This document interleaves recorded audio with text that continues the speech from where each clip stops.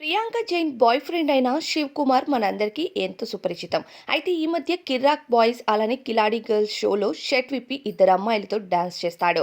ఆ మధ్యలో ప్రియాంక ఎంట్రీ ఇచ్చి నీకు నాకు బ్రేకప్ అంటూ ఒక స్క్రిప్ట్ రన్ చేసిన సంగతి అందరికీ తెలిసిందే. ఇది స్క్రిప్టెడ్ అయినా సరే జనాలు మాత్రం ఆ షోస్ని ఎగబడి చూస్తూ ఉంటారు.